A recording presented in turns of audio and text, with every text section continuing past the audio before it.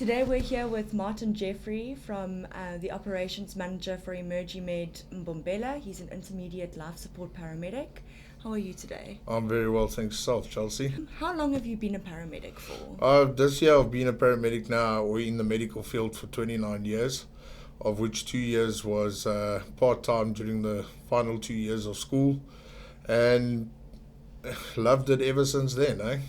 What made you decide to become a paramedic? It was a couple of years ago. I was about 11 years old, and my dad was very involved in first aid with St. John's Ambulance, and that's where the bug bit me. There was one occasion where we were on our way home and we came across a motorbike accident, and he had already dropped all the crew and that off, and we had to transport the guy to hospital. And my dad said to me, please, you're going to have to sit with this guy. If anything goes wrong, just shout, he'll stop, and we'll sort it out.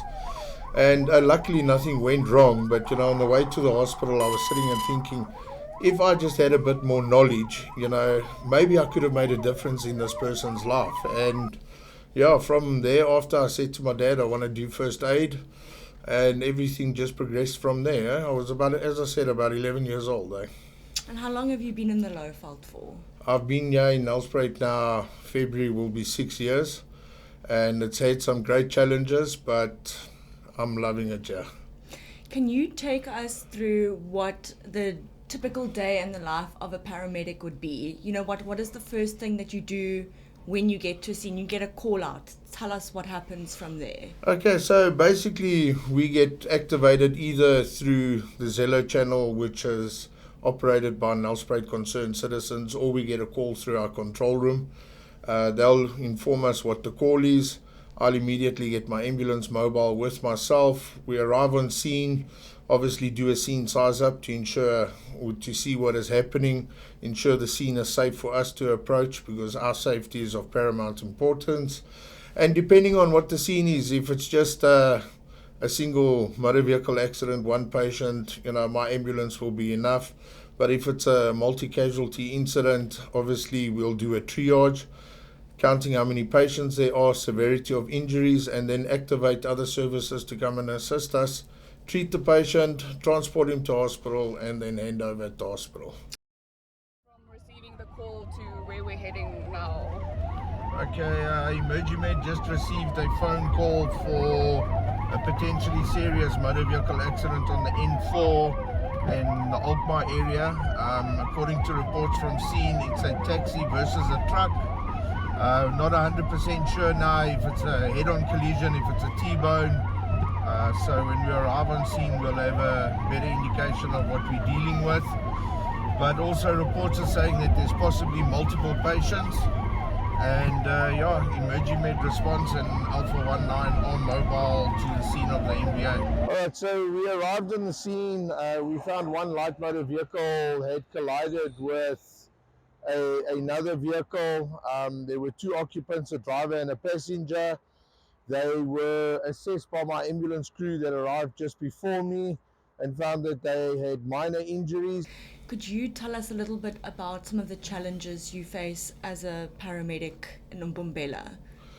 I don't think it's isolated to Mbombela. I think it's a national problem that a lot of people go to or experience is when people see red lights and hear sirens, the first thing they do is they hit the brakes, which please don't do that. Just maintain your speed. If you can move left, move left.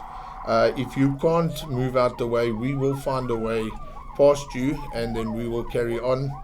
Arriving at scenes of accidents, people rubbernecking, trying to see what's going on, that causes secondary accidents. We've had it before where people have driven into the scenes because they're not paying attention. Maintain your speed, focus in front of you, and just carry on driving, because you're going to cause congestion around the scene. I know you've been to a lot of hectic scenes. Can you tell us one that has stuck with you in particular?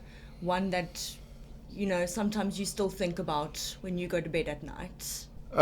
Chelsea, that's a very difficult question to answer because I have seen so much. A call today that I think is bad, tomorrow there's another call that's even worse than it. And then you sit back and you think, no, but further back there was a call that was probably worse than that. So I've seen so much, and for me now to say this is the worst call is a very difficult thing to do. How do you deal with what you have seen?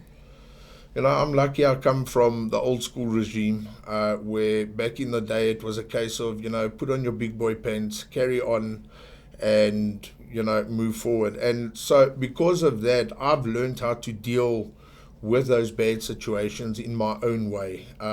Yes, I still do talk to people every now and then, but these days there's a lot of support structures around, in the terms of psychologists and trauma counselors and people that come into the industry now that end up with burnout. A lot of the times you will find that they've tried to keep everything in and not talk about it. Talk about it, people. There is support structures to help you through it and handle it. And that's it. Have there any scenes that you've been to where you've been shocked or amazed that somebody has hung on for as long as they did? For instance, I know we spoke about that waterfall incident. Yeah, that was a very interesting, very long case, very cold case. We were dispatched to a tourist that fell over the edge at the Lisbon Falls, outside Graskop. We arrived on scene. The patient's fiance had managed to get to the top again and indicated to us where she was. We could see her from the top, but because of the steep gradient and the loose gravel, we weren't able to go down. If we attempted, we would have probably ended up where the patient was. So we then activated SASA, who does the off-road rescue here in the Mbombela Mpumalanga area. They came out, they set up a rope system, they went down with the rescuer, got the patient into the Stokes basket, got her back up again to where we took over the management of it and transported her. If I remember correctly, I think that entire call was like 5-6 hours long. And it was in the middle of winter and it was extremely cold. So, yeah, it did have its challenges, but it also had a very good outcome at the end of the day. And to end off on a light note, what do you love most about your job? What I love most is that making the difference in someone's life. You will get there and that person thinks that the end of the world has come. And you calm, reassure the patient, manage the patient, and get them to hospital that they are able to live and tell the story the next day. And that's what drives me, making that difference, no matter how big or how small it is. That is what drives me every day in this career. Thank you very much, Martin. Thank you for joining us. No problem. Thank you very much for having me, and have a great day.